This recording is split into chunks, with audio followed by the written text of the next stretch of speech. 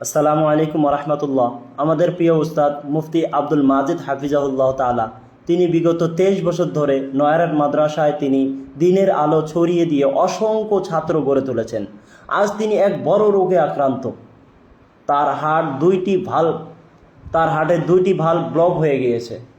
Doctor বলেছে যে অবিলম্বে এনাকে সার্জারি করতে হবে, অপারেশন করতে হবে।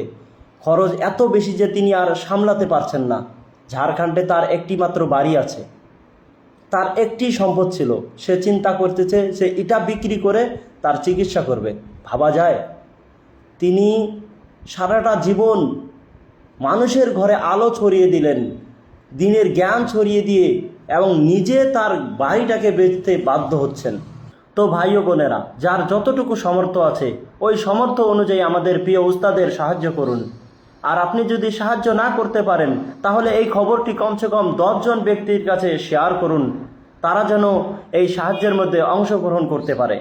প্রথম অবস্থায় আমরা এই খবরটা যখন সোশ্যাল মিডিয়ায় ছাড়ি, তখন এই অ্যাকাউন্টটা যে আমরা দিয়েছি সেখানে 10,000 টাকার লিমিট ছিল।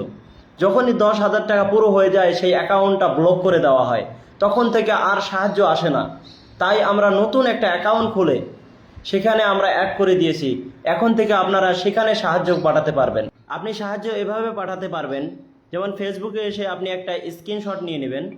নেওয়ার পর আপনি আপনার ফোনপে গিয়ে কিউআর কোড স্ক্যানে গিয়ে আপলোড কিউআর কোড সেখানে ক্লিক করে আপনি এটা ডাইরেক্ট করলে ডাইরেক্ট লেখা চলে আসবে আব্দুল মাজিদ।